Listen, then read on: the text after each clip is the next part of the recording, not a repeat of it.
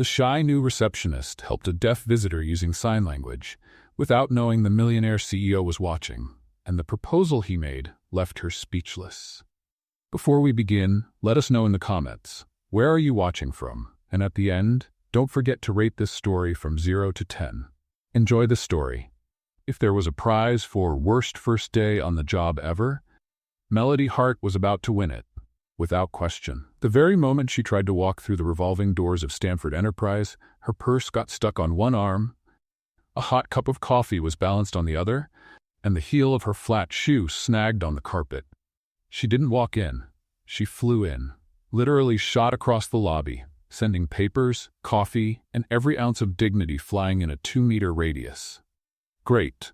Starting with style, she muttered as she gathered papers from the floor, trying to ignore the stares from security guards, and the mocking grin of the senior receptionist, who watched the scene like she was enjoying a comedy show. Melody finally sat down at the nearby desk, where the chair made suspicious creaking noises, and her access badge didn't work properly. She took a deep breath, adjusted her glasses, and tried to look professional, even though she still looked like a comedy character who stumbled into the wrong set. That's when the silence in the lobby was broken in an unusual way. A well-dressed man with neatly combed hair and impeccable clothes walked up to the front desk. There was something different about him. Instead of speaking, he began moving his hands in smooth, precise gestures. The receptionist beside her, the same one who laughed at the revolving door incident, raised an eyebrow, scoffed, and said loudly, "Sir, I don't understand what you're doing. This is a front desk, not a street mime act." The man stopped. His expressive eyes hesitated. An awkward silence filled the air. Melody was watching everything. Her heart began to race. She recognized those gestures. Her grandmother on her mother's side had been deaf, and learning sign language had been their most fun and loving way of talking. It had been years since she practiced, but her fingers remembered. Before the man could walk away, Melody stood up. She walked toward him, nervous but determined, and then she signed, "Hello, sir. Can I help you?" The man's face changed like someone had turned on a light inside him. A smile formed on his lips. His eyes shined with gratitude. He responded quickly, and Melody translated aloud for the receptionist, who was now turning red with embarrassment. "He has a meeting with the partnerships department. He's a bit early and wanted to confirm the contact's name. I can check for him if that's okay." The woman nodded silently. As Melody looked it up, the whole lobby was watching, including Blake Stanford.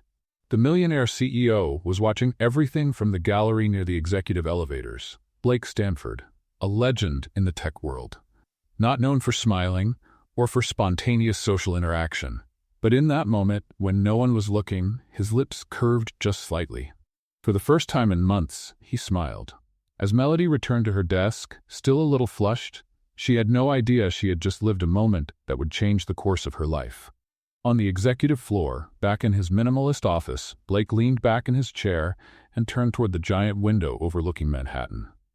"Will," he said calmly, still looking out at the city below, "I want a full report on the new receptionist. Name, education, background, everything."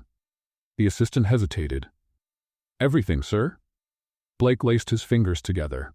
"Everything, including where she learned sign language." The second day at Stanford Enterprise began with Melody making a promise to herself. No tripping, no flying through revolving doors, no becoming the company's circus act in the lobby. "Today I'll be the model employee," she whispered, adjusting the cheap blazer she had bought just to look more professional. "I'll be invisible, competent, and most importantly, stay on my feet." The promise lasted exactly 3 hours and 42 minutes. It all started when the coffee machine at reception decided to go on strike. The senior receptionist, whom Melody had now learned was named Sandra, grunted in frustration. "This piece of junk broke again. I'll have to go all the way up to the 10th floor to get decent coffee." Melody, in a desperate attempt to be helpful and maybe win a smile from the always grumpy coworker, volunteered. "I can go. I'm pretty familiar with elevators." "Well, not exactly, but learning is part of the job, right?" Sandra looked at her like she had offered to do ballet on the roof. "You? On the executive floor? Sweetheart, that world up there, people cost more than my car. Good thing my car only cost $50 at the junkyard, Melody laughed. I won't be embarrassing myself in front of anyone important. 15 minutes later, she was riding the executive elevator, holding a tray with 4 cups of coffee, trying not to spill anything as the elevator rose smoothly. She was even feeling confident, like, look at me. I'm a professional carrying coffee like a real executive. That's when the elevator stopped on the 12th floor. The doors opened, and in walked a tall man, wearing a perfect suit, with dark hair neatly combed and a posture that silently said, I have more money in my wallet than you make in a year. He didn't even glance at her. He just pressed the lobby button and checked his phone. Melody tried to lean against the wall to make space, but forgot she was holding the tray. Her elbow hit the wall, the tray wobbled, and the world seemed to move in slow motion. 4 coffee cups flew in different directions. One hit the elevator mirror. Another hit the floor. A third one splashed on the control panel. And the fourth? The fourth had a very specific and embarrassing destination. Right onto the man's Italian leather shoes. Oh my goodness, I'm so sorry. Melody dropped to the floor, trying to wipe his shoes with paper napkins. I'll pay for the cleaning, or buy you new ones, or, wow, those shoes probably cost more than my entire apartment rent. Instead of the explosion of anger she expected, she heard something completely unexpected. Laughter. A real, warm laugh that echoed in the small elevator. Melody looked up, still on her knees, and met the amused gaze of the man. There was something familiar in his eyes, but she couldn't quite place it. It's okay, he said, his voice gentle, surprisingly gentle for someone with such an intimidating look. They're just shoes. Shoes that cost more than 3 months of my salary, she replied, still trying to salvage what was left of her dignity. Seriously, I've been working here for 2 days and I've already turned into a walking disaster machine. He looked genuinely curious. And how have those 2 days been so far? Well, Melody finally stood up, wiping her hands on her blazer. On the first day, I flew through the revolving door like a drunk bird. Today, I turned an elevator into a post-it coffee shop. Tomorrow, I'll probably set something on fire by accident. His laughter grew louder. I'm the new receptionist, also the new comedy act downstairs, Melody Hart, expert in disasters and awkward situations. She extended her hand, which was still a little sticky from coffee. He shook her hand without hesitation. Blake. Nice to meet you, Blake. And sorry about your shoes. They were really nice. Were? Well, now they've got a more caffeinated personality. The elevator reached the lobby and the doors opened. Blake stepped out first, but turned to her. It was a pleasure meeting you, Melody. I'm sure we'll see each other again. She stood still in the elevator for a moment, watching him walk off into the executive hallway. There was something about him that intrigued her. Most people would have been furious about coffee on expensive shoes, but he laughed. Really laughed. Weird, she muttered, pressing the lobby button again. Back at the front desk, Sandra greeted her with a mix of curiosity and panic. Where's the coffee? And why do you look like you got in a fight with an espresso machine? Long story, Melody sighed, trying to wipe the stains from her blazer. Let's just say I met someone interesting in the elevator. Interesting how? Like he's going to sue me, interesting, or he's going to fire me, interesting. More like, laughed at his own coffee-soaked shoes, interesting. Sandra raised an eyebrow. Honey, you have to tell me that story properly. But before Melody could answer, a familiar voice called behind her. Melody? She turned around and nearly choked. It was Blake, the Blake from the elevator. Only now he was standing right there at the front desk, and everyone was looking at him with a kind of reverence she didn't understand. Hi again, she said, trying to sound casual while silently panicking. Are your shoes doing better? Almost dry. Do you have a minute? We need to talk. Sandra turned pale. The security guard straightened up. Even the plants seemed to stand at attention. Sure. Melody replied, still not understanding why everyone was acting like the world was about to end. Talk about what? Blake looked around, noticing the audience that had formed. I'd rather talk in private. Can you come with me? It wasn't until she saw Sandra waving her hands in full panic mode, the universal sign for you're in serious trouble, that Melody began to suspect. Maybe Blake wasn't just another well-dressed employee. Are you okay? She asked, following him toward the elevators. I am, he replied, pressing the executive elevator button. Actually, I'm better than I expected to be. The doors opened, and they stepped in. Melody noticed that this time, he pressed the button for the top floor, a floor she didn't even know existed. Blake, she said slowly, what department do you work in again? He turned to her with that mysterious smile she was beginning to recognize. Let's just say I work in the Department of Important Decisions. And as the elevator rose, Melody had a clear feeling that her life was about to take a completely unexpected turn. The office on the top floor of Stanford Enterprise was the size of Melody's entire apartment. Huge windows offered a panoramic view of Manhattan, and the minimalist decor practically shouted, "Someone very important and very wealthy works here." Blake walked over to a mahogany desk and sat down, motioning to a chair for her. "Please, have a seat." Melody sat, but couldn't help commenting, "Wow, this office is bigger than my hometown. You must be like the boss of all the bosses, huh?" "Something like that," he answered with a quiet smile. "Great, so I spilled coffee on the shoes of the guy who can fire me with the snap of his fingers." She put a hand to her forehead. "My mom always said I had a gift for getting into trouble, but this is Olympic level." Blake laughed again, a sound Melody was starting to enjoy hearing. "Relax. You're not in trouble. Actually, I want to make you an offer." "An offer?" Her eyes widened. "Like a job offer, or like take this money and disappear kind of offer?" "Definitely the first one." "Oh, thank goodness. For a second there I thought I was walking into one of those TV pranks. You know, hidden cameras, everyone laughing at the receptionist who can't even walk through a door properly." Blake leaned forward, his face becoming more serious. "Melody, I saw what you did yesterday, with the deaf visitor." "Oh," she blushed. "That? It was just natural. My grandma taught me when I was little." "Exactly. Natural." He repeated the word with meaning. "No awkwardness, no making it a big deal. You just had a conversation." "Well, that's what sign language is. It's a way to talk. Most people don't see it that way. They see it as complicated, different, difficult." Melody frowned. "Clearly, those people never met my Grandma Rose. She was deaf and had the strongest personality in the whole family. If she wanted something, she got it, sign language or not." Blake smiled with genuine admiration. "That's exactly the kind of attitude I need for a special project." "Special project? That sounds like code for Mission Impossible. I want to implement a full accessibility program in the company. Not just ramps and elevators, but real communication. Sign language, staff training, inclusive culture." Melody stared at him for a long moment. "Are you serious?" "Completely. And you want me to help?" "I want you to lead it." She almost fell out of her chair. "Me? Lead it? Did you see me yesterday? I'm a walking disaster. Yesterday I flew through a revolving door. Today I turned an elevator into a coffee war zone. Tomorrow I'll probably set something on fire. And still, you stopped to help someone who needed it. Any decent person would." "Melody," Blake said gently, "you'd be surprised how many people wouldn't." She studied him for a moment. There was something in his eyes, a sincerity that caught her off guard.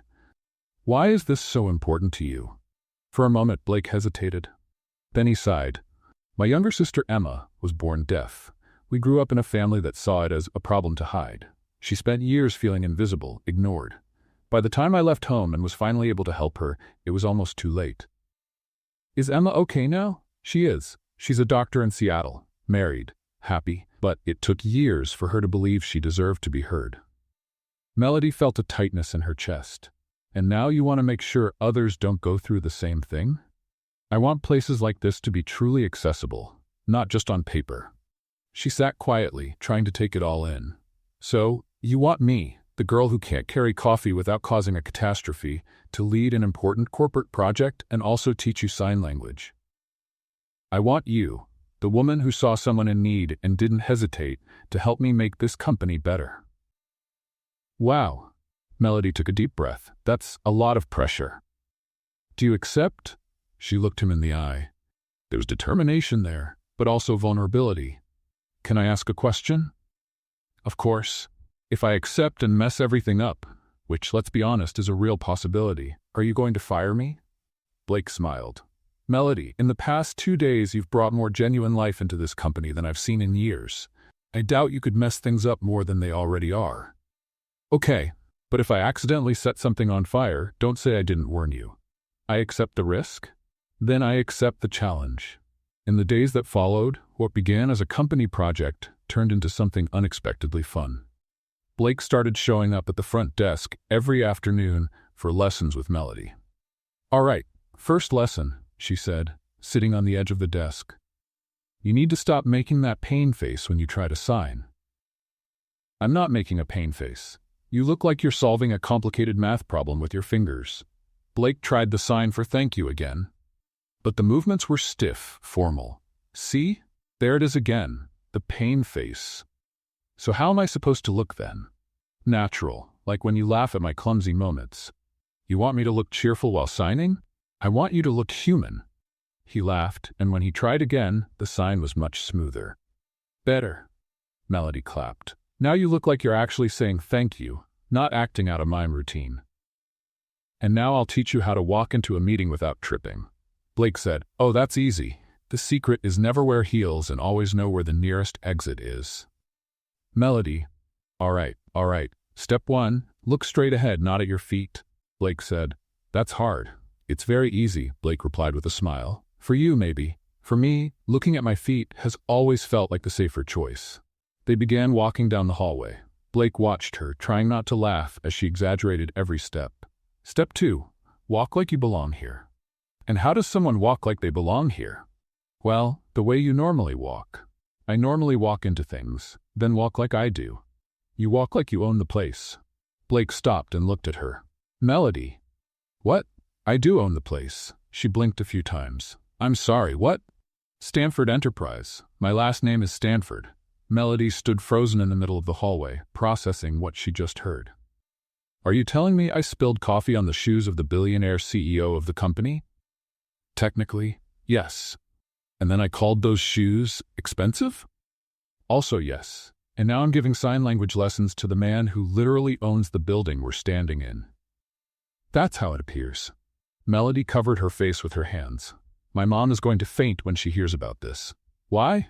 "You're doing an amazing job." "Blake," she said, taking her hands off her face, "you could buy my entire hometown and use it as decoration in your office." "Probably," he admitted, "but you can do something I can't." "What's that?" "You make people feel important. Seen."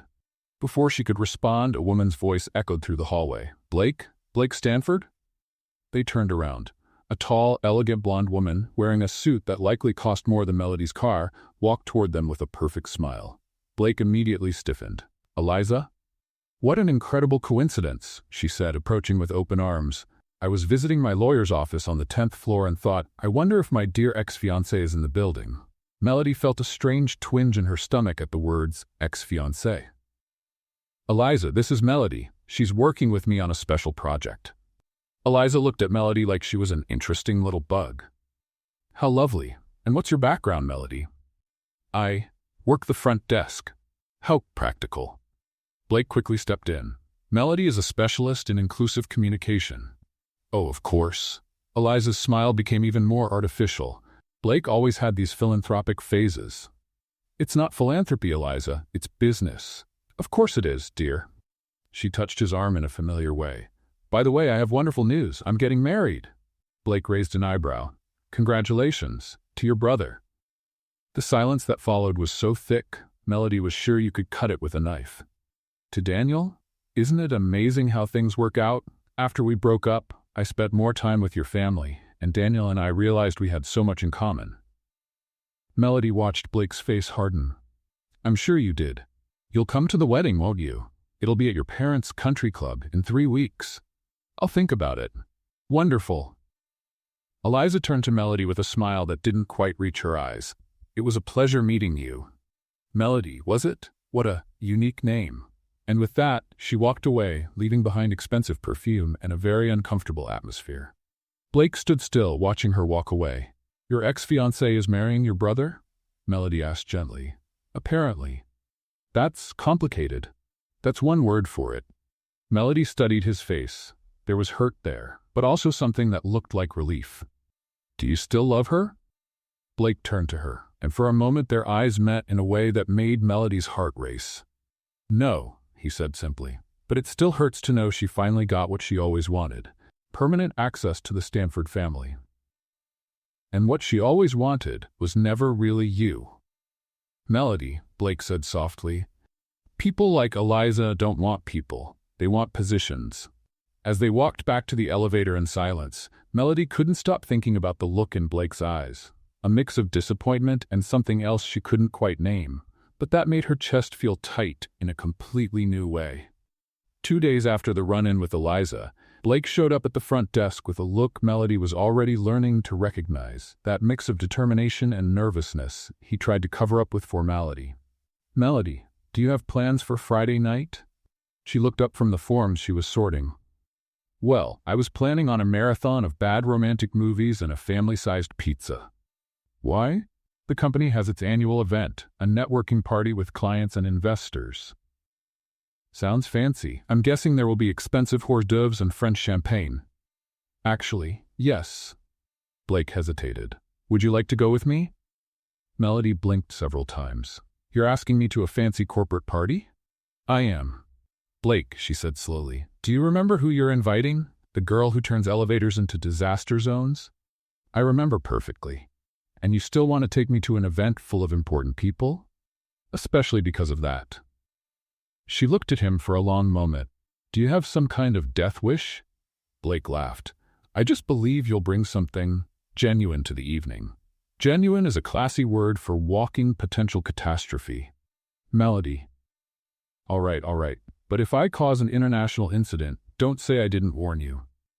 On Friday night, Melody stood in front of the bathroom mirror in her tiny apartment, staring at the navy blue dress she had rented specifically for the occasion. "Okay, Melody," she murmured to her reflection. "You can do this. It's just a party. Normal people go to parties all the time without causing disasters." She slipped on the high heels she borrowed from her neighbor, and immediately felt like she was walking on stilts. "This is going to end badly," she sighed, swapping the heels for the cleanest pair of sneakers she owned. "Better to look relaxed than break my neck." The dress looked perfect when she left home. The problem started when she tried to get out of the taxi gracefully. The fabric caught in the door, she tugged too hard, and a 6-inch tear opened along the side of the dress. "Perfect," she muttered, tying a sweatshirt around her waist to cover the damage. "Now I look like someone who got lost on the way to the gym." Blake was waiting at the hotel entrance, looking impeccable in a black tuxedo. When he saw her approaching in sneakers and a sweatshirt tied at the waist, his expression went through several emotions before settling on amusement. "Let me guess," he said. "There was an incident." "The dress decided it didn't want to go to the party," she explained. "Apparently it had other plans." "You look lovely." "Blake, I'm wearing sneakers to a black tie event." "And you look perfect just like that." Before she could argue, he offered his arm. "Shall we? I'd like to introduce you to a few people." The ballroom was full of well-dressed guests, quiet conversations, and the kind of sophisticated atmosphere that made Melody feel like she had walked into the wrong place. "Relax," Blake whispered in her ear. "They don't bite." "Are you sure? That woman over there looks like she's sizing me up for dinner." 5 minutes later, the first disaster happened. A middle-aged Asian man approached, and Melody, nervous and trying to be helpful, asked, "Excuse me, are you the DJ? Because I was hoping someone could play something a little more upbeat. This music is kind of funereal." Blake nearly choked on his champagne. "Melody," he said once he could speak again, "this is Hiroshi Tanaka, our main Japanese investor." Melody's face turned the same shade as the wine she was serving. Oh no, Mr. Tanaka, I'm so sorry. I thought the tux and you were near the sound equipment." To everyone's surprise, Hiroshi began to laugh. "The music really is a little too somber," he said in perfect English. "Maybe you should give the real DJ a few suggestions." The second disaster happened 10 minutes later, when Melody decided to try the fancy hors d'oeuvres. "What is this thing?" she asked, holding something that looked like a tiny stuffed croissant. "Shrimp canapé with mango sauce," Blake explained. "Oh, I love shrimp." She took a big bite and immediately started coughing, and coughing, and coughing some more. "Water," she managed to say between coughs. "Please." Blake rushed to get water, but not before half the ballroom turned to see Melody having what looked like an allergic reaction to the canapé. Breathe, she told herself. Remember how to breathe. The third and most spectacular disaster happened just as she stopped coughing and quickly turned to thank Blake for the water. The sudden movement made her bump into an elegant woman passing by with a glass of champagne. The golden liquid flew in a perfect arc and landed directly on the woman's cream-colored silk dress. Melody froze in horror when she realized who the victim was. Blake's mother. "Oh no," she whispered. "Mrs. Stanford, I'm so sorry. I'll pay for the dry cleaning, or buy you a new dress, or—" Margaret Stanford looked at her soaked dress, then at Melody, then at her son, who had arrived with napkins. For a moment, there was total silence. Then, to everyone's surprise, Margaret started laughing. "You know what?" she said. "This dress has been bothering me all night. Too tight. Now I have the perfect excuse to go home and put on something comfortable." Blake looked at his mother like she'd grown a second head. "Mom, are you sure you're all right?" "I'm perfectly fine, dear, and your friend has remarkable aim." Melody was still in shock when Margaret leaned in and whispered, "Between you and me, sweetheart, this party was duller than a documentary about taxes. You brought a little life to the evening." As Margaret walked off toward the exit, laughing and greeting people along the way, Blake turned to Melody. "You just managed to do something I thought was impossible." "What? Ruin your mom's dress?" You made her laugh, really laugh. "I haven't seen her do that in years." Melody looked at him. "You're not mad?" "Mad?" Blake smiled. "Melody, you turned the most boring corporate party of the year into the most fun this hotel has ever seen. I spilled champagne on your mother, and she loved every second of it." He took a step closer, and Melody felt her heart speed up. "You're amazing," he said softly. "Absolutely, genuinely amazing." Across the ballroom, Eliza watched the scene with narrowed eyes. She had arrived as Daniel's date, but her attention was entirely focused on the interaction between Blake and the clumsy receptionist. When she saw Blake lean in to whisper something in Melody's ear, and saw the smile that lit up Melody's face, Eliza felt a sharp pang of something she couldn't quite name. "Interesting," she murmured to herself, watching how Blake's eyes sparkled when he looked at Melody. Daniel appeared beside her with 2 glasses of champagne. "What are you thinking about so seriously?" "About how fascinating it is when people show their true colors," she replied, never taking her eyes off Blake and Melody. "You're talking about my brother?" "Among others." Eliza kept watching, an idea beginning to take shape in her mind, an idea that could solve 2 problems at once, make sure nothing got in the way of her wedding to Daniel, and remove any distraction that might complicate her final integration into the Stanford family. The next morning, while Melody was still processing everything that had happened the night before, and wondering if she had really seen that special look in Blake's eyes, Eliza was already on the phone with Amanda Richardson, Stanford Enterprise's Director of Human Resources. "Amanda? This is Eliza Morrison. I need to talk to you about a delicate situation that could affect the company's reputation." "Of course, Eliza. What's this about?" "It's about the new receptionist." "Melody something. I've heard some concerning comments about the methods she's using to get Blake's attention."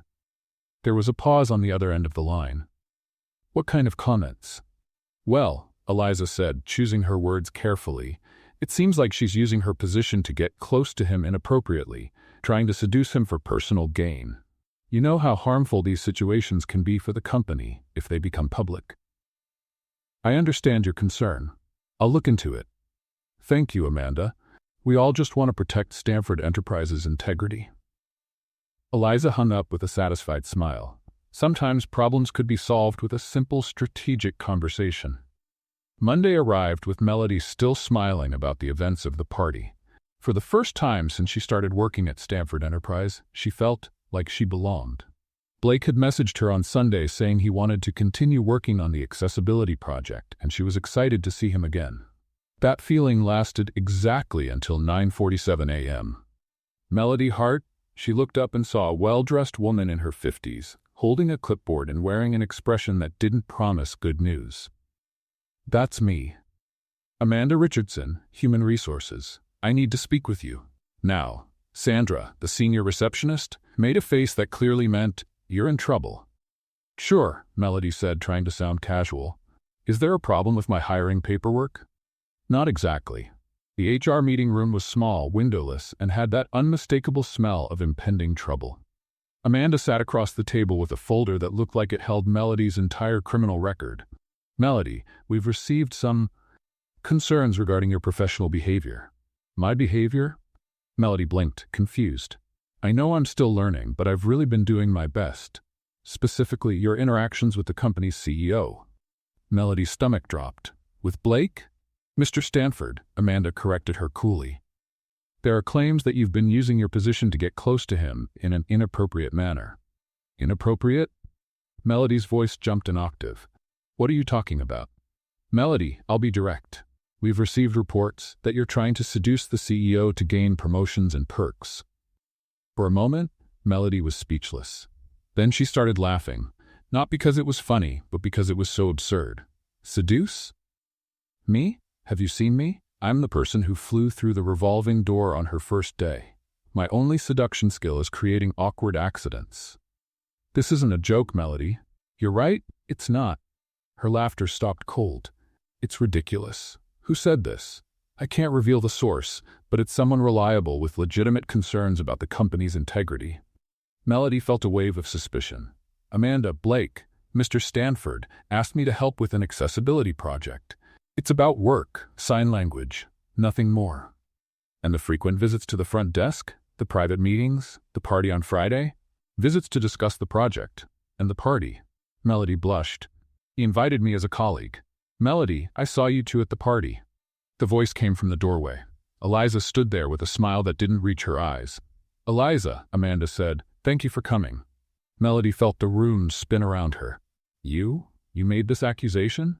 I simply shared my observations, Eliza replied smoothly. And frankly, I wasn't the only one who noticed. Noticed what? The way you look at him, how you act around him. It's quite obvious, dear. I work with him. And how convenient, isn't it? A regular receptionist suddenly working directly with the billionaire CEO? The shame burned in Melody's chest like acid. Are you suggesting that I'm not suggesting anything. I'm just concerned about the company's reputation and about Blake. Melody, Amanda interrupted. Given the delicate nature of this situation, I think it's best to transfer you to another department, away from any direct contact with executive leadership. You're punishing me for doing my job? We're protecting everyone involved. That's when the door burst open.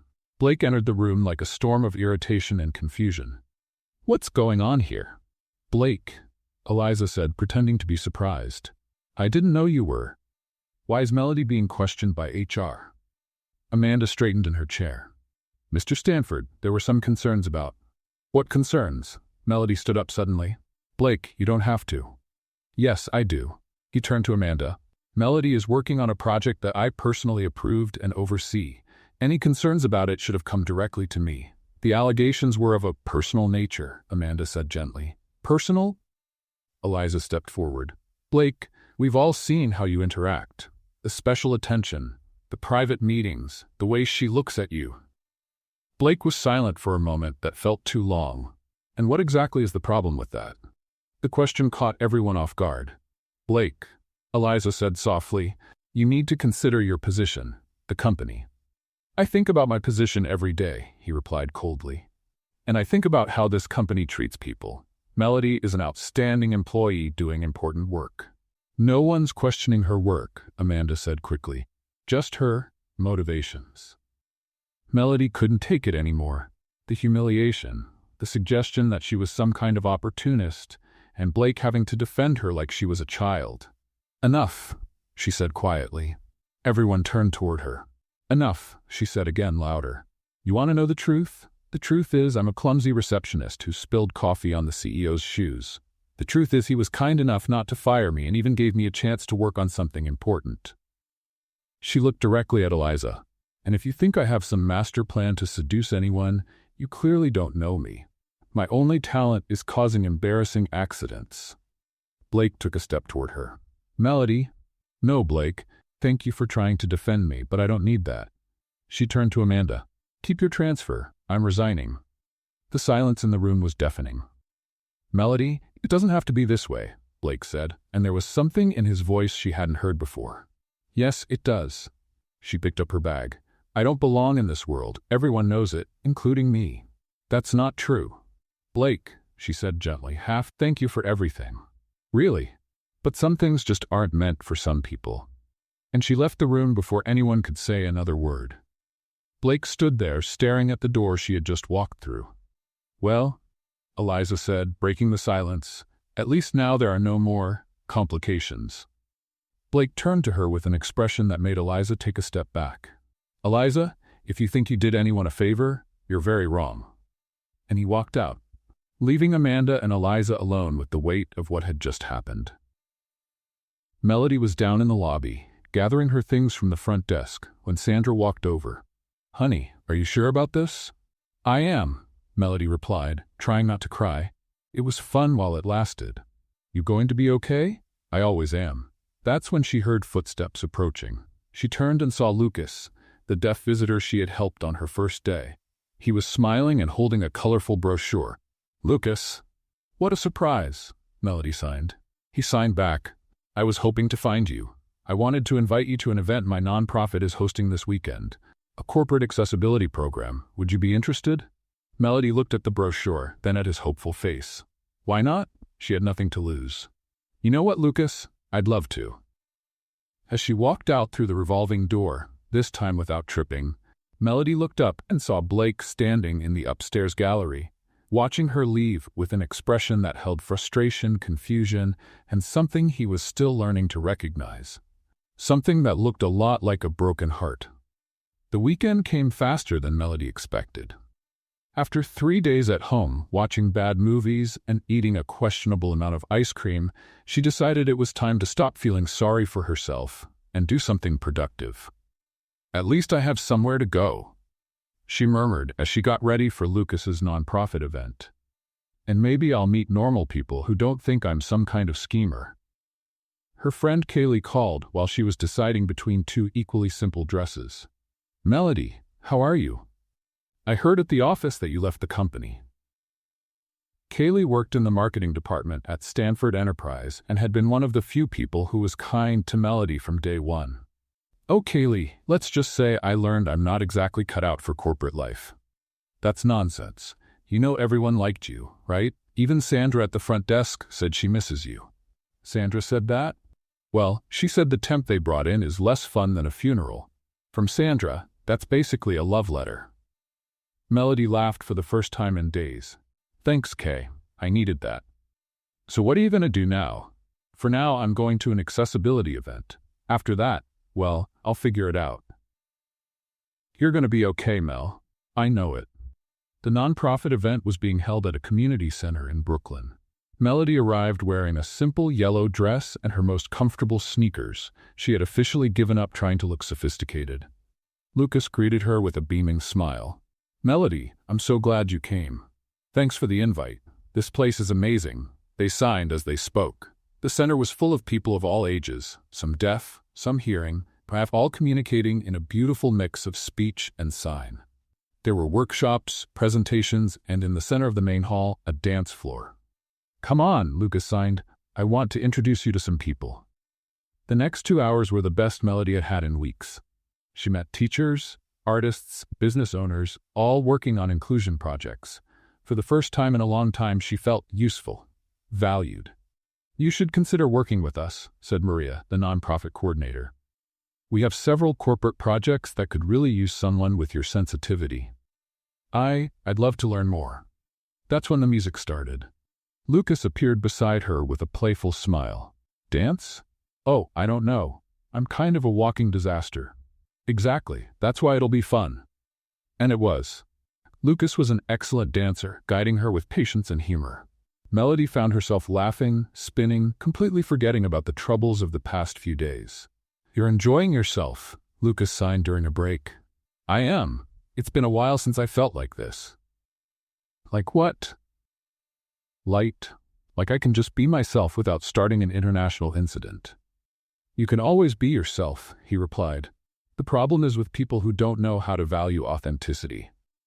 Melody was about to respond when something caught her attention at the entrance of the room. Blake Stanford was standing there, in jeans and a casual shirt, looking completely out of place and completely focused on her. Her heart froze for a second, then sped up. "Excuse me," she said to Lucas, but when she turned back, Blake was gone. "Everything okay?" Lucas asked. "I thought I saw someone I knew."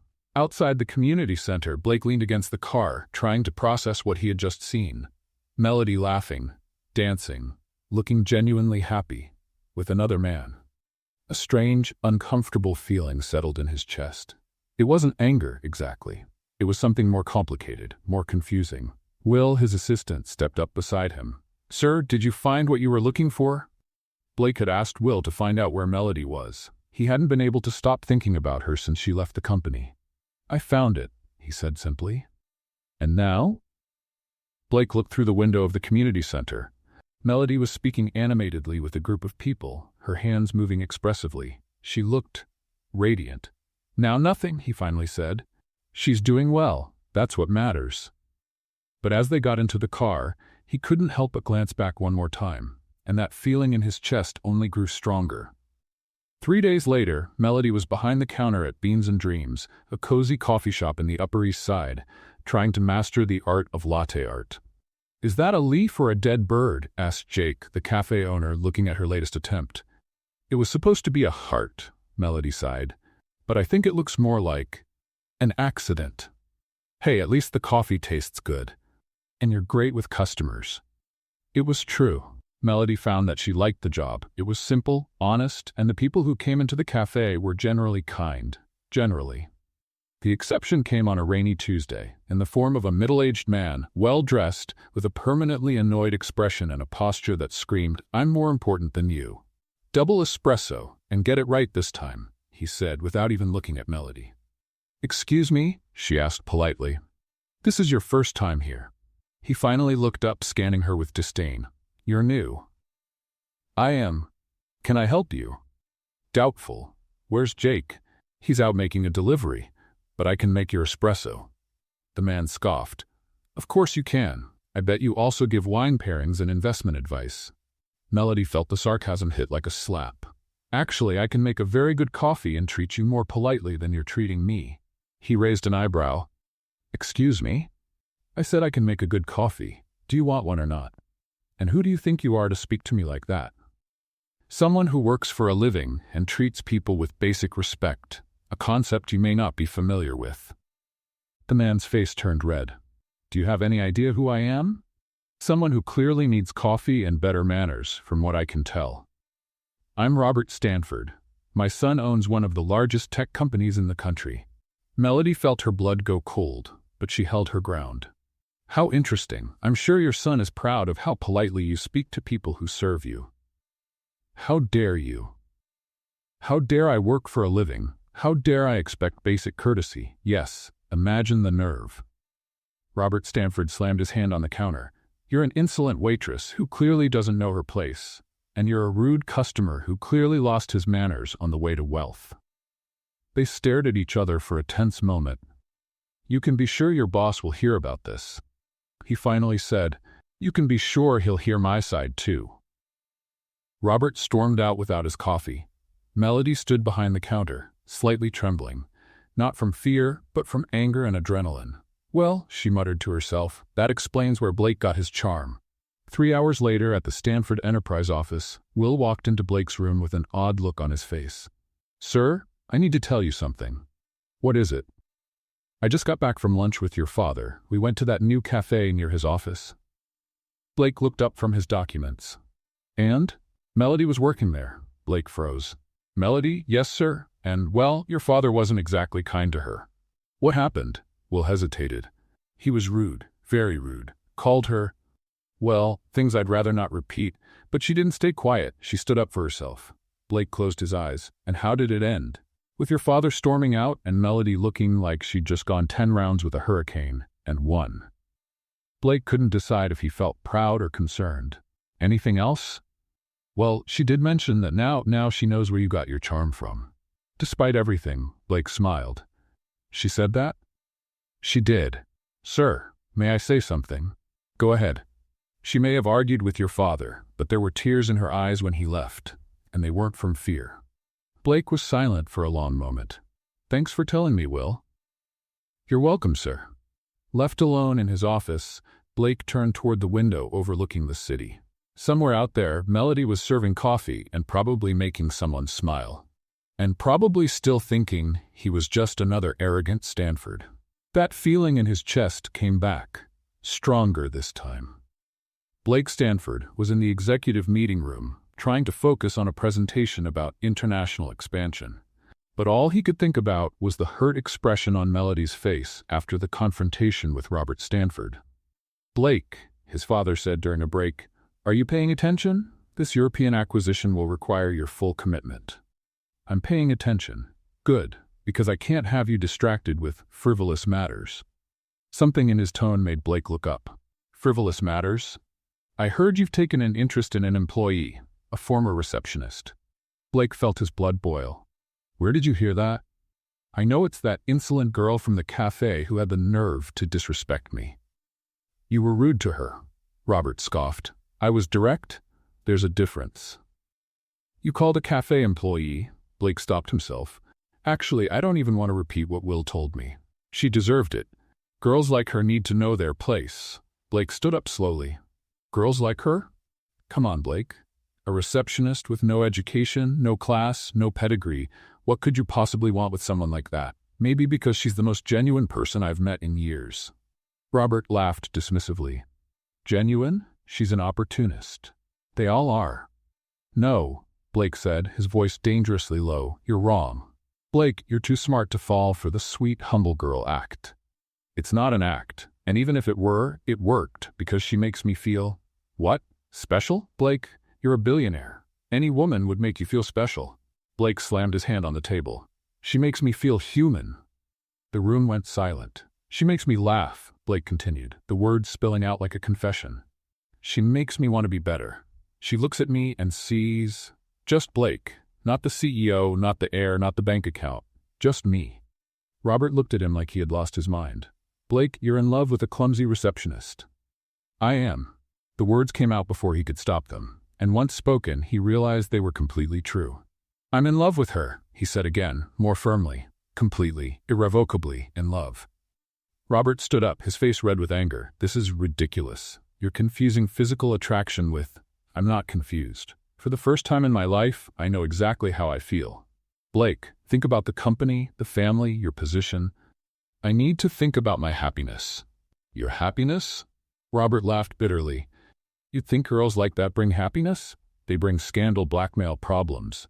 Melody isn't like that." "Melody?" The name came out of his mouth with such contempt that Blake stepped forward, his tone darkening. "Be careful." "Or what? You'll choose a coffee shop waitress over your own family?" "If I have to." Robert stared at him for a long moment, then grabbed his jacket. "This conversation isn't over, Blake." "It is for me." "Not at all. I won't stand by and watch you ruin everything we've built for some girl with no class." Blake followed him to the elevator. "Dad, if you do anything to hurt Melody—" The elevator doors opened. Robert stepped inside but turned before they closed. "You're my son, Blake. But if you keep up with this ridiculous obsession, maybe it's time to reconsider the company's succession." The elevator doors closed, leaving Blake alone in the hallway, trembling with anger. Out in the parking lot of Stanford Enterprise, the argument continued. Blake had followed his father, determined to set things straight once and for all. "Dad, you need to understand." "What I need to understand," Robert interrupted, "is how my brilliant son fell for a little girl with no background who serves coffee." "Stop calling her that." "What? A little girl? That's what she is. A disposable employee you've put on a ridiculous pedestal." "She's not disposable. She's incredible." "Blake, look around you. Look at where we are. This company, this empire, it demands a wife who matches the position, not a receptionist who trips over her own feet.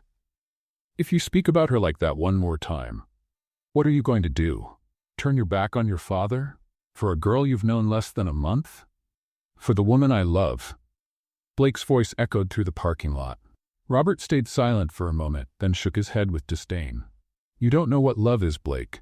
You know what newness feels like, and newness fades. Not this time.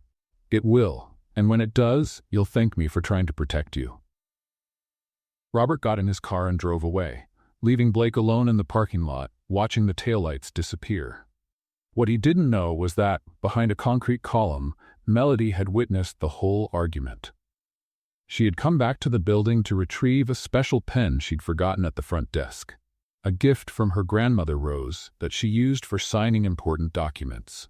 Sandra had called to say the pen was still there, and Melody didn't feel ready to start a new chapter without it. But when she reached the parking lot, she heard raised voices, and she instantly recognized Blake's voice. Hidden behind the column, she heard every word.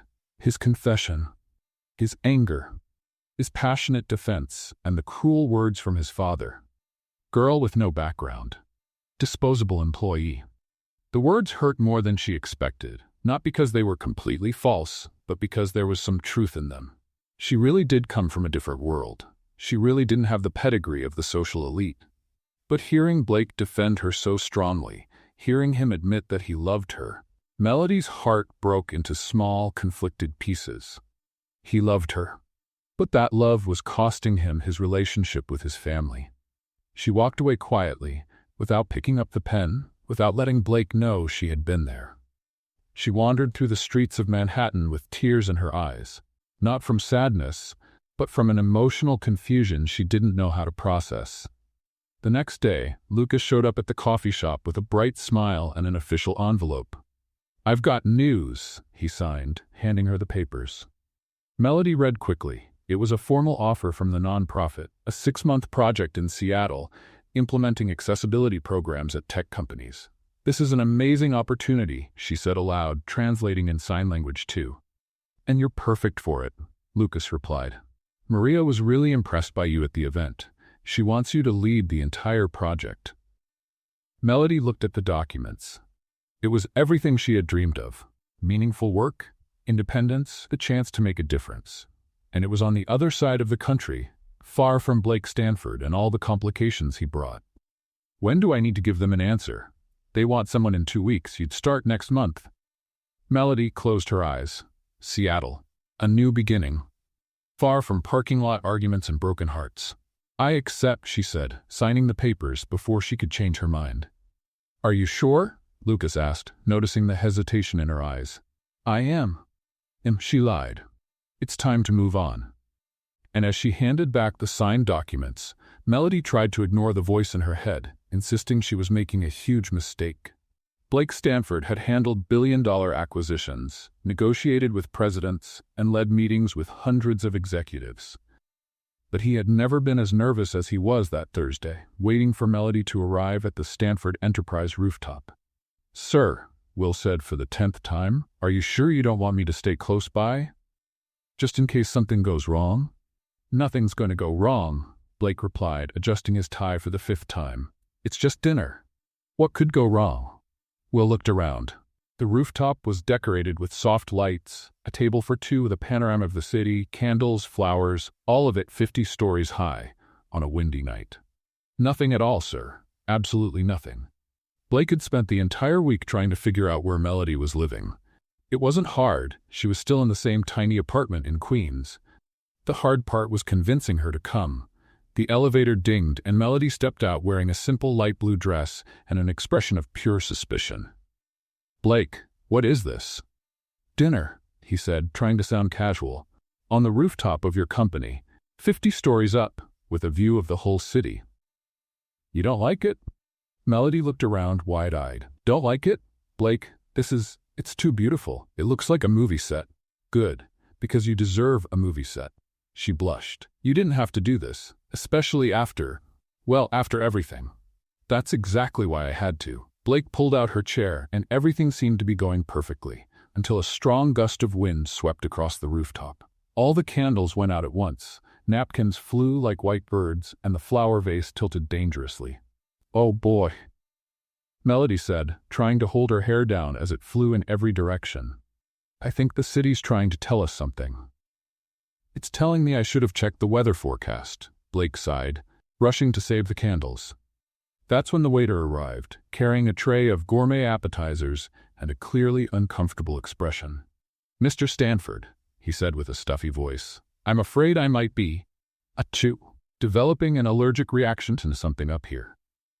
Achoo. The sneeze was so strong it shook his whole body, nearly tipping the tray. Are you okay? Melody asked, concerned. Yes, it's just achoo, the flowers, I think. Achoo!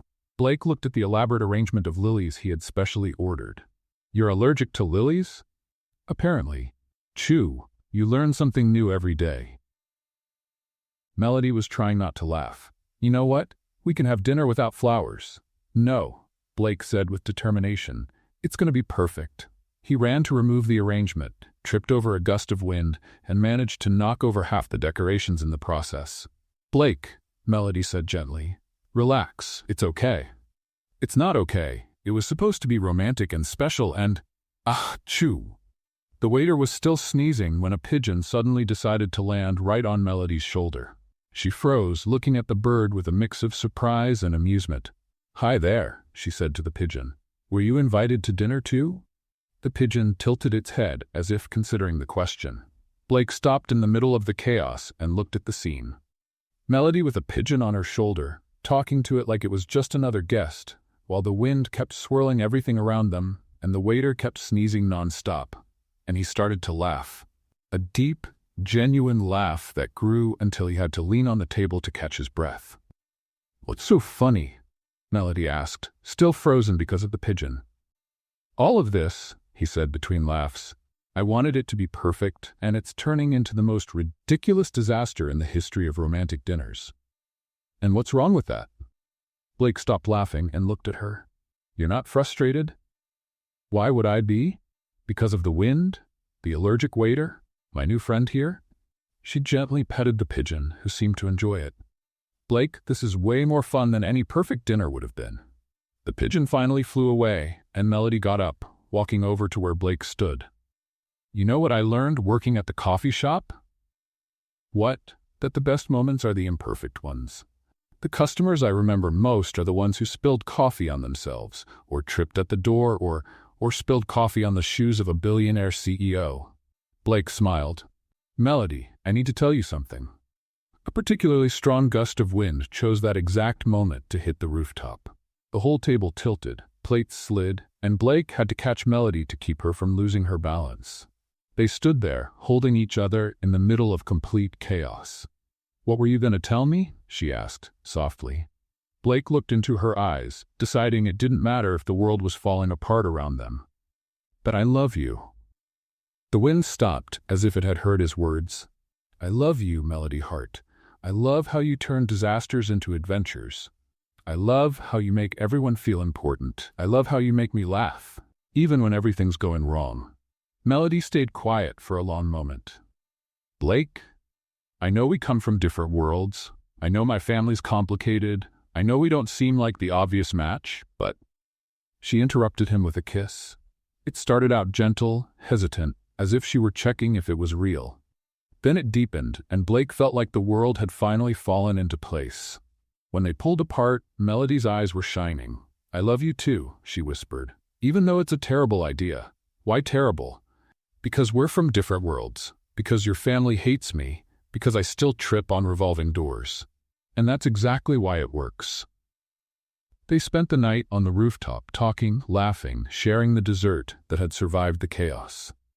Blake talked about the pressure of being the heir, how he felt trapped by expectations. Melody spoke about growing up without money but with plenty of love, about Grandma Rose who taught her that language doesn't need words. When the sun started to rise over Manhattan, they were lying on the couch in Blake's office, her nestled in his arms. Melody, Blake murmured into her hair. Huh? Thank you. For what? For helping me remember who I really am. She snuggled closer. And who are you, really? Someone who can be happy, even when everything's going wrong. The next morning, Blake woke up alone. Melody had left, leaving only a note on the pillow next to his. Blake, thank you for showing me that I'm worthy of being loved just the way I am. You gave me the most precious gift anyone could give. The certainty that I deserve something good. And that's exactly why I have to go. You have an empire to lead and a family to reconcile. I have a future to build. Maybe, if we're lucky, our paths will cross again when we're truly ready to be who we are. With all my love, Melody. P.S. Tell the pigeon he was a wonderful dinner guest. Blake read the note 3 times, his heart breaking a little more with each read. She was gone, and for the first time in his life, Blake Stanford had no idea how to fix it. Blake Stanford spent the first 3 days after Melody's disappearance doing something he'd never done before, searching for someone like an amateur private investigator. First, he went to her apartment in Queens. The landlady, a short and suspicious Italian woman, looked him up and down before informing him that sweet girl moved out without leaving an address. Then he went back to the Beans and Dreams cafe. Jake, the owner, just shook his head. She said she had a new opportunity, something about Seattle, but she didn't give any details. Seattle. Blake clung to that word like a castaway to a piece of driftwood. Do you have any way to reach her? Son, Jake said, drying a cup, if she wanted you to know where she was, she wouldn't have disappeared without a word. Hard to argue with that logic. Back at the office, Blake tried to throw himself into work. He had a major merger to finalize, 3 presentations to prepare, and a quarterly report that was already late. Instead, he stood by the window, looking out over the city, wondering if Melody was still out there somewhere, or if she had already gone to the other side of the country. Will walked into the room with a stack of documents. Sir, you need to sign these contracts. Blake picked up the pen and paused. Will, do you know of any accessibility projects in Seattle? Sir? NGOs, companies, anything involving sign language. Will hesitated. I can look into it, but may I ask why? Blake looked at his assistant. Will had been with him for 5 years, had seen all his moods, all his changes, all his failed relationships. Because I'm trying to find someone. The receptionist? Melody, yes. Will sat in the chair across from the desk. Sir, with all due respect, maybe she left for a reason. What reason? Maybe she feels like you two are from very different worlds. Blake gave a bitter laugh. Seems like everyone thinks that. And what do you think? I think different worlds can still meet. Will was quiet for a moment. I'll start looking into Seattle. In the following weeks, something strange began to happen at Stanford Enterprise. Blake Stanford, known for his cold professionalism and laser-sharp focus, started acting different. During a meeting about budget cuts, when the CFO suggested letting go of the night cleaning staff, Blake asked, "Do these people have families?" "Well, yes, sir, but then let's find another way to reduce costs." The next week, he stopped in the hallway to ask a junior employee if she was adjusting well to her new role. 2 weeks later, he implemented a mentorship program for new hires. Sandra, at the front desk, mentioned to her friends in HR, "I don't know what's happened to the CEO, but he's been more human lately. Yesterday he asked if I was okay when he saw me sneezing." Amanda Richardson, from HR, had a hunch. Did this start after that girl left the company? Melody? I think so. Why? Just curious. Meanwhile, 3,000 miles away, Melody was discovering she had a natural talent for leading projects. The NGO office in Seattle was small but welcoming, with a view of Puget Sound. Melody had been assigned to implement accessibility programs in 5 tech companies in the area. "Are you sure you've never done this before?" asked David, the regional coordinator, as he reviewed her progress reports. "I'm sure. Why?" "Because you've accomplished more in 2 weeks than our previous team did in 2 months. It was true. Melody had found that her straightforward approach worked wonders with tech executives. Instead of formal presentations full of jargon, she simply showed how inclusive communication worked in practice.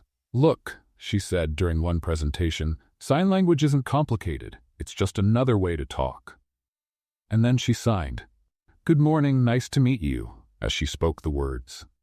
The executives were fascinated. In 3 weeks, she had trained 50 employees, implemented visual communication systems in 2 offices, and helped one company hire its first deaf employees. "You should consider making this a permanent career," said Maria, the director of the NGO, during a video call. "I'm thinking about it," Melody replied, and she truly was. The work was rewarding, she was making a difference, and Seattle was a beautiful city. She should have been completely happy. So why did she wake up every morning feeling like something was missing? The answer came on a rainy Thursday, while she was training the HR team of a startup. The company's CEO, a young programmer who had built the business from the ground up, made a self-deprecating joke about his lack of social skills. Melody laughed, and for a moment she expected to hear a familiar laugh echo hers. When she realized she was the only one laughing, her chest tightened. Blake. She missed the way he laughed at her clumsiness. The way he made her feel like disasters could be charming. The way he looked at her like she was the most fascinating thing in the world. "Stop it," she muttered to herself. You made the right choice. But the quiet nights in her small Capitol Hill apartment suggested otherwise. On a Friday morning, the invitation arrived. Melody was sipping coffee and reviewing presentations when the email appeared in her inbox. National Corporate Accessibility Conference, New York. She almost deleted it without reading. She received dozens of event invitations every week. But something about the name of the organizing company made her stop. Stanford Enterprise. Melody stared at the screen for a long moment. Was it just a coincidence? Did Blake know she was in Seattle? Was this some kind of indirect attempt to reach out? She read the email 3 times. It was professional, formal, inviting her as the keynote speaker to talk about practical implementation of inclusion programs in tech companies. At the end of the message, one line caught her eye. The conference will feature an opening speech by CEO Blake Stanford, titled "The Future of Inclusive Communication in the Corporate World." Melody closed the laptop. She couldn't go. It would be too complicated, too painful, too confusing. But she spent the entire day thinking about the invitation. That night, she called Lucas on video chat. "I need advice," she signed as soon as he appeared on screen. "About what?" She told him about the invitation, about Blake, about the whole confusing situation. "Do you still love him?" Lucas asked directly. Melody sighed. "Yes. And does he love you?" "He said he does." "Then what's the problem?" "The problem is that we come from different worlds. His family hates me, and—" Lucas interrupted her with a sign. "Melody, can I say something?" "Of course. You've spent your whole life feeling different, right? Because of your grandmother, because of where you come from, because of who you are." She nodded. "And now you've found someone who loves you exactly the way you are. But you're running away because he's different too?" Melody stayed silent. "Maybe," Lucas continued, "different people are exactly what each other needs." After the call, Melody stayed up late, watching the Seattle rain and thinking about Lucas's words. The next morning, she replied to the email. "I accept the invitation. I'll be in New York next week." And as she hit send, she felt a mix of fear and excitement she hadn't felt since the first time she spilled coffee on Blake Stanford's shoes. The flight from Seattle to New York felt like the longest of Melody's life. Not because of the 6 hours in the air, but because of the 6 million conflicting thoughts that went through her mind during the trip. "What am I doing?" she murmured to the airplane window, watching the clouds go by. "I'm going to see Blake, give my presentation professionally, and fly back to Seattle. Simple as that." The woman next to her, an older lady with gray hair who had spent the whole flight knitting, looked over her glasses. "Honey, you've been talking to yourself for 2 hours. Either you're rehearsing a very important presentation or you're going to see a man." Melody blushed. "How do you know?" "I'm 60 and have 4 daughters. I recognize that I'm making a mistake but can't stop myself face from a mile away." "And what's your advice?" The woman smiled. "If it's a presentation, relax. If it's a man, take a deep breath and be honest. And if it's both, then, sweetheart, you're in trouble." The hotel in Manhattan was far too elegant for Melody's budget, but the conference organizers had insisted on paying for accommodations for all keynote speakers. She settled into the small but comfortable room, trying not to think about the fact that she was just a few miles away from Blake. "Professional," she told the mirror as she adjusted the navy blue blazer she had bought just for the occasion. "You're a respected professional giving a talk on accessibility. You're not a clumsy former receptionist chasing after a billionaire ex-boss." The conference auditorium was in the convention center, a modern, impressive building that made Melody feel small the moment she walked in. There were hundreds of people, executives, consultants, advocates, all talking in groups about corporate inclusion and best practices. Melody checked the schedule. Her talk was set for 2 in the afternoon. Blake's opening speech was at 10 in the morning. "I can avoid him completely," she thought. "I'll come in after he finishes, give my talk, and leave before anything awkward happens." That plan lasted until she heard a familiar voice echo through the auditorium's sound system. "Good morning. My name is Blake Stanford, and I want to talk to you about how a receptionist completely changed my perspective on communication." Melody stopped in the middle of the hallway, as if she had just been punched in the stomach. She couldn't help it. She quietly stepped into the back of the auditorium, hiding behind a group of people to watch. Blake was on stage, as polished as ever, but something about him was different. There was a softness she didn't remember seeing before. "A few months ago," he continued, "I witnessed something that changed my life. An employee at my company, with no formal training, no preparation, helped a deaf visitor in such a natural and compassionate way that it made me realize how disconnected I was from the people who really matter." Melody felt her heart beating faster. "This young woman taught me that communication isn't about words. It's about connection. It's about truly seeing the people in front of us." That's when Melody noticed. In the corner of the stage, a woman was interpreting Blake's entire speech in sign language. She covered her mouth with her hand, surprised. "She taught me," Blake went on, now looking directly at the interpreter, "that when we truly want to communicate with someone, we find a way. And that the most powerful form of communication is simply caring." The audience was completely silent, taking in every word. That's why, starting today, all Stanford Enterprise conferences and events will include live sign language interpretation. Because inclusive communication isn't a kindness, it's a responsibility. Applause erupted throughout the room. The interpreter smiled and clapped as well, signing her approval. "I want to thank," Blake said as the applause quieted down, "the young woman who taught me to listen with my eyes and speak with my heart. Wherever she is, I hope she knows she didn't just change a company, she changed a life." That's when their eyes met. Blake had spotted Melody at the back of the auditorium, and the look on his face changed completely. Surprise, joy, nervousness, all mixed in a way she could read even from across the room. Melody felt tears sting her eyes, not from sadness but from something much more complicated.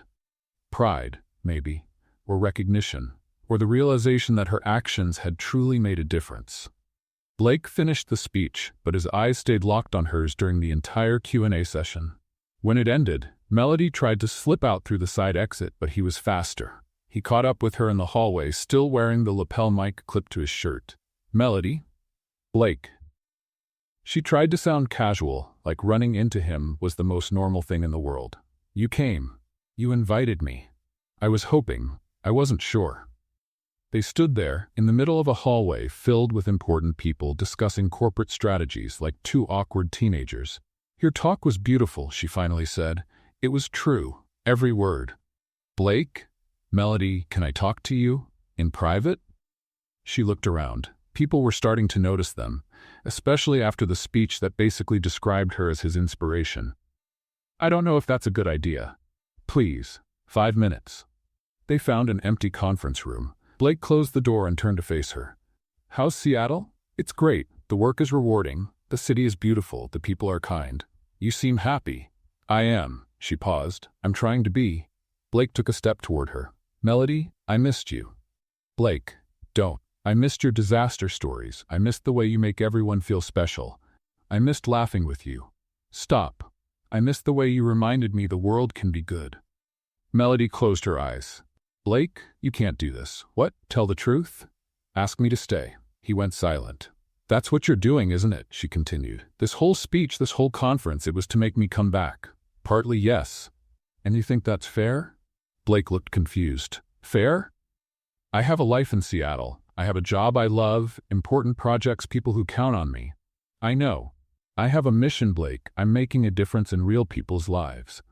"I know that too." Melody turned toward the window. "Then you know why I can't give all that up for a man." "Even if it's a man you love?" The question hung in the air between them. "Even if it is," she finally said. "Especially if it is." "I don't understand."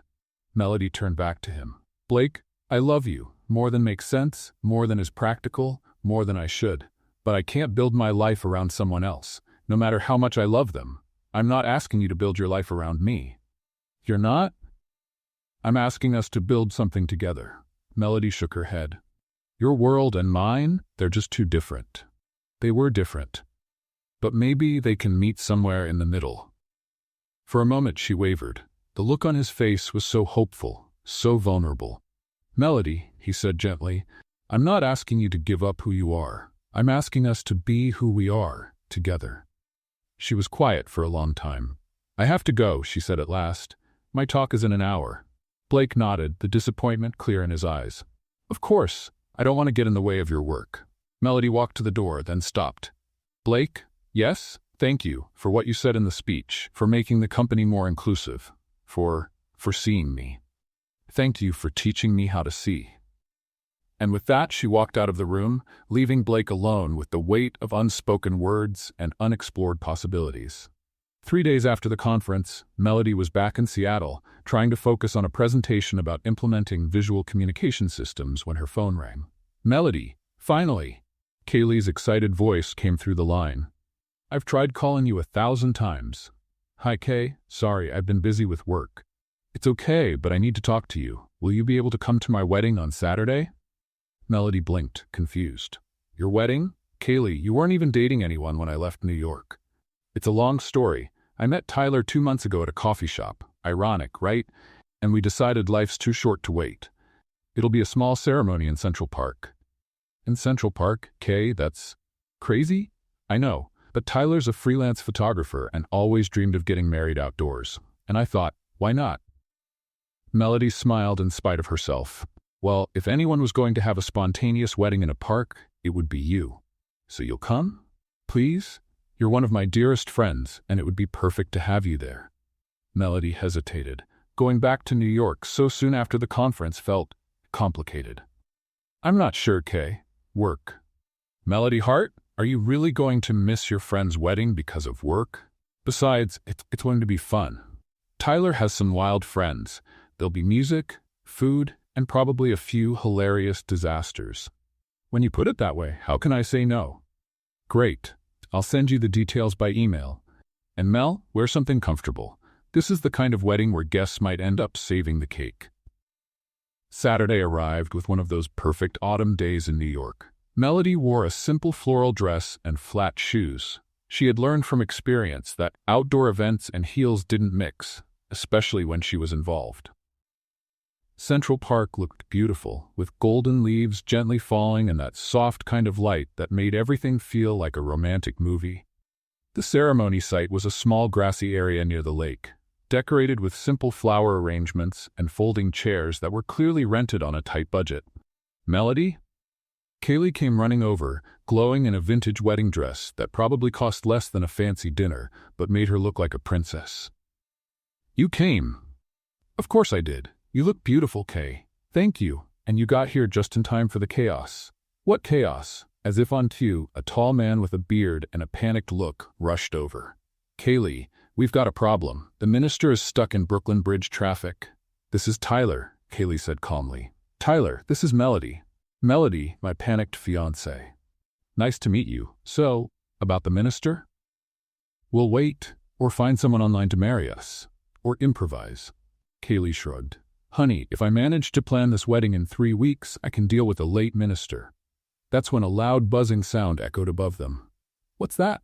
Melody asked, looking up. "Oh, that's my cousin Josh with the drone," Tyler explained. "He offered to film the ceremony from above." The buzzing grew louder and more out of control. Tyler frowned. "That doesn't sound right."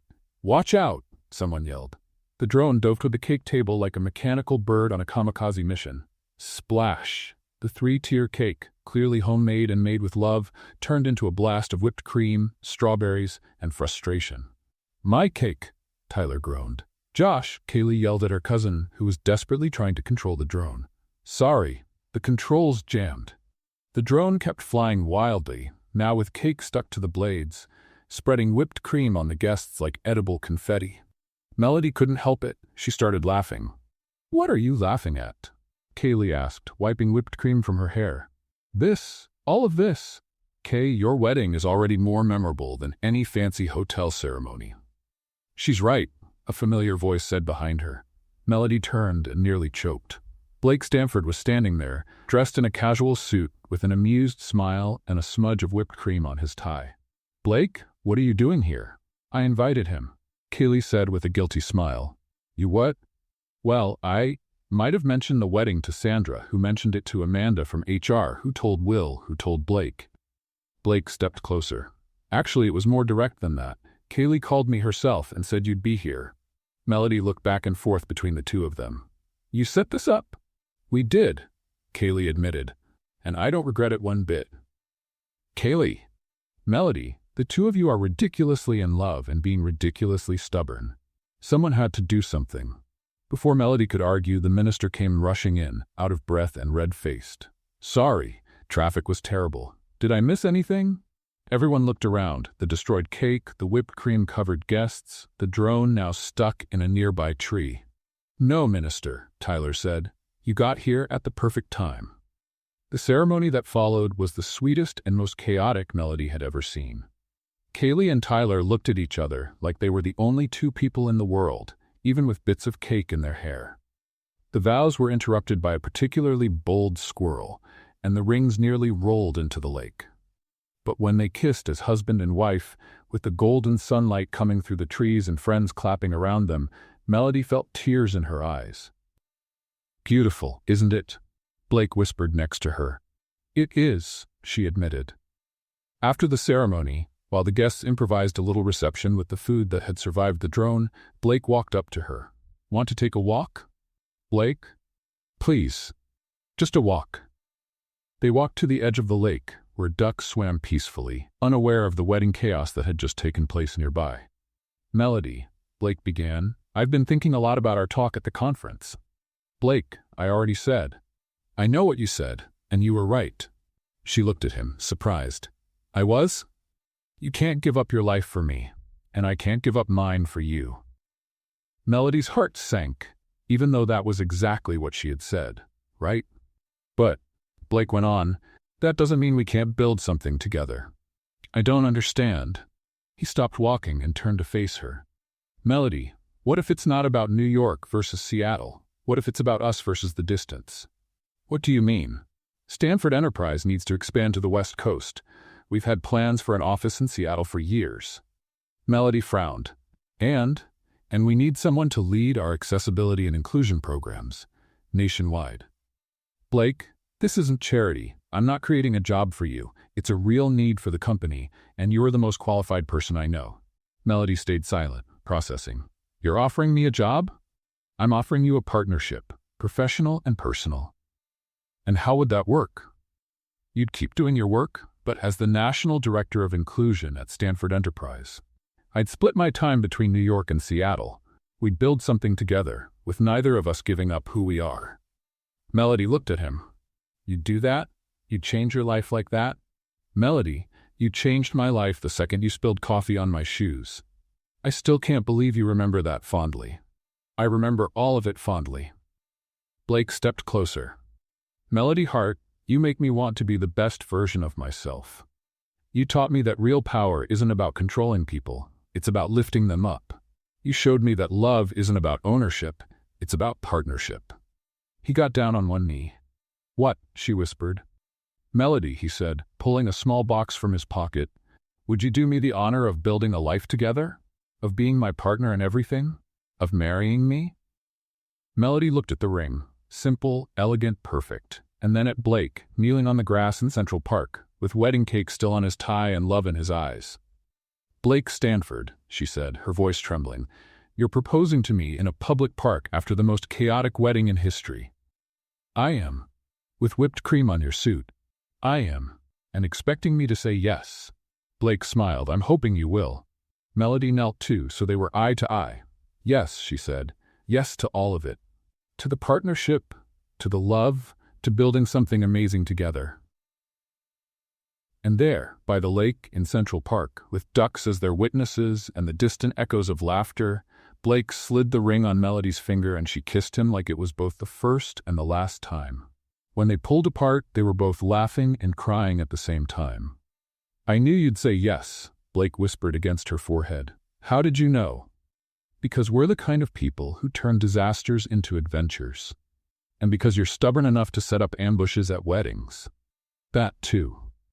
And as the sun set over New York, painting the sky in gold and pink, Melody finally understood that sometimes the best stories begin with accidents and end with choices. 1 year later, on a sunny September morning, Melody Hart Stanford stood in front of the hotel room mirror, adjusting her veil for the 10th time, and trying not to think of all the ways she could trip walking down the aisle. "Breathe, dear," said Rose, her grandmother, who at 82 had insisted on traveling from Ohio to New York to see her granddaughter get married. "You're more nervous now than when you were a child learning to sign." "That's because back then, the worst I could do was spill a glass of water," Melody replied, speaking and signing at the same time, as it had become natural for her. "Now I might knock over an entire altar." Rose laughed, her voice blending with the expressive gestures Melody had known all her life. "Melody Rose Hart," she said, using her full name like she did when she wanted to make a point. "You spent the last year leading an institute that changed hundreds of lives. You helped companies in 12 states become truly inclusive, and you managed to teach a stubborn billionaire to sign fluently. He still makes that concentration face when he tries to sign supercalifragilisticexpialidocious," Melody smiled, "because you insisted on teaching him impossible words." It was a patience test, and he passed. A knock at the door interrupted them. Kaylee appeared, glowing in her role as maid of honor, holding a bouquet. "Showtime, bride." The garden at the Stanford Country Club had been transformed into a magical space. Chairs arranged in a semicircle around a simple, elegant floral altar, exactly how Melody had asked. But what made her smile most was the presence of 2 sign language interpreters, placed carefully so that all the guests, deaf and hearing, could follow every moment of the ceremony. "Ready?"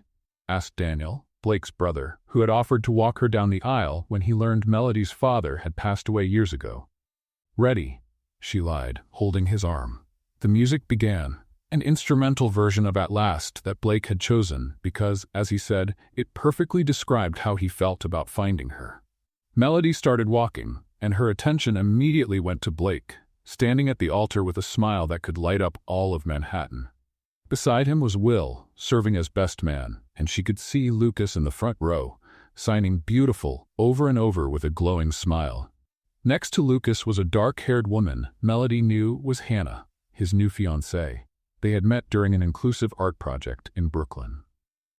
But it was when she saw Robert Stanford in the second row that Melody almost stumbled. Blake's father was there, wearing an expression she had never seen before. Not exactly warm, but respectful. He gave a small nod when their eyes met, and Melody was so surprised she nearly forgot to keep walking.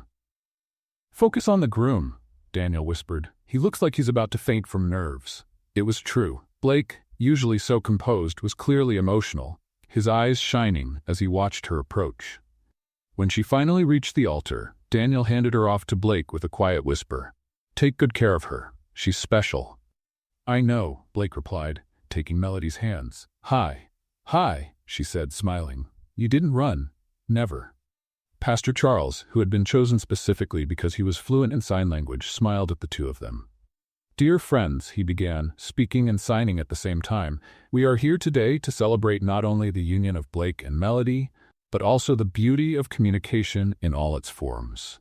Melody could barely focus on the formal words of the ceremony, her attention fixed on Blake's eyes and the surreal feeling that this was really happening. Then it came time for the vows, and that's when the emotion truly took over. Blake went first, clearing his throat nervously. "Melody," he began, speaking and signing with a fluency that made her smile with pride. "You taught me that real communication isn't about perfect words. It's about sincere intention. You showed me that love isn't about finding someone perfect, it's about perfectly loving someone's imperfections." He paused to breathe, clearly trying not to get too emotional. "I promise to stand beside you through all our future disasters, and we both know there will be many. I promise to laugh at your clumsy moments and let you laugh at mine. I promise to build a world with you where every form of communication is valued, where every kind of love is celebrated." Melody was openly crying when it was her turn. "Blake Stanford," she said, signing to Lucas and Grandma Rose as she spoke, "you accepted me just as I was from the moment I spilled coffee on your expensive shoes." Laughter rippled through the audience. "You gave me not only love, but purpose. Not just a future, but the confidence that I deserve that future. I promise to keep spilling coffee on you, metaphorically, for as long as you can stand it. I promise to make you laugh every day, even when we're old and can't remember where we put our keys." She paused, looking directly into his eyes. "And I promise that no matter where life takes us, I will always find a way to communicate with you. With words, with signs, with looks, or simply with love." When they exchanged rings, Melody noticed that Blake had something engraved inside his, signed in sign language, the word always. "By the power vested in me," Pastor Charles said, "I now pronounce you husband and wife. Blake, you may kiss the bride." The kiss was gentle, tender, and followed by enthusiastic applause, both spoken and visual, with many guests clapping in sign language. At the reception that followed, there were moments Melody knew she would never forget. Robert Stanford came up to her during dinner. "Melody," he said formally, "I owe you an apology." "Mr. Stanford." "Please, let me finish. I judged you unfairly. I based my opinion on foolish assumptions about social class and background. But watching my son over this past year, seeing how he has grown under your influence, I realize I was completely wrong." Melody was speechless. "Blake is happier, more grounded, more himself since he met you, and the company has never been more respected or successful. You didn't just win my son's heart, you helped transform our family business." "Thank you, Mr. Stanford. That means a lot." "Robert," he corrected gently, "and I hope we can start fresh." Later, to everyone's surprise, Eliza showed up at the reception. Melody saw her approaching and braced herself for some kind of confrontation, but Eliza looked genuinely remorseful. "Melody, can I speak with you for a minute?" They stepped away from the crowd. "I want to apologize," Eliza said, "for everything, for the gossip, the cruelty, for trying to ruin your reputation." "Eliza, no, let me finish. I was jealous, not of Blake specifically, but of what you two had, the authenticity, the real connection. My marriage to Daniel is going well, but it took me a while to realize I was trying to destroy something genuine because of my own insecurity." Melody stayed silent for a moment. "I appreciate the apology, and I wish you and Daniel happiness. Thank you, and congratulations. You two are perfect together." The most emotional moment of the evening came when Lucas approached the couple during the dance. "Can I share some news?" he signed, with Hannah smiling beside him. "Of course," Melody replied. Hannah said yes. Lucas showed his engagement ring, and Melody let out a scream so loud that half the reception turned to see what was going on. "When?" she signed quickly. "This morning. I wanted to tell you in person." Blake came over and, to Lucas's surprise, signed perfectly. "Congratulations. She's perfect for you." Lucas beamed and signed back, "I learned from the best how to find the right person." Later that night, when the party was winding down, Melody found herself back in the Stanford Enterprise office. Now her office, too, as director of the Inclusive Communication Institute. "I can't believe we're here," she said to Blake as they walked through the empty halls. "At the company? Married, happy, with jobs we love and people who support us." Blake stopped and pulled her close. "Do you remember when you said people like you didn't belong in places like this?" "I do." "You were wrong. This place was never truly complete until you got here." On Monday, Melody was in her office when Sandra at reception called. "Melody, we have a situation downstairs." "What kind of situation?" "The new receptionist, Lisa." "Well, you need to come see for yourself." Melody went down and found a young Latina woman with curly hair standing in the middle of the lobby, surrounded by scattered papers and looking completely panicked. "What happened?" Melody asked gently. I tripped over my own purse and dropped all the important files," the girl said, nearly in tears. "It's my first day and I've already messed everything up." Melody smiled, remembering another first day not too long ago. "What's your name?" "Lisa. Lisa Martinez." "Lisa, can I give you some advice?" The girl nodded. "Accidents happen. What matters is how we respond to them." Melody knelt down and started helping Lisa gather the papers. "You know," she said as they worked, "on my first day here I flew through the revolving door and landed right in the middle of the lobby. Literally." Lisa stopped picking up papers and looked at her. "Really? Really? And do you know what I learned?" "What?" "That sometimes our worst moments lead to the best ones. Sometimes stumbling is just the first step in an incredible journey." Lisa gave a shy smile. "And now you're the director?" And now I'm married to the CEO who laughed at my disasters instead of firing me for them. When they finished organizing the papers, Melody stood up. Lisa, can I share the best piece of advice I ever received? Sure. Melody smiled, thinking of Grandma Rose, of Blake, and everyone who had helped her get there. Speak from the heart.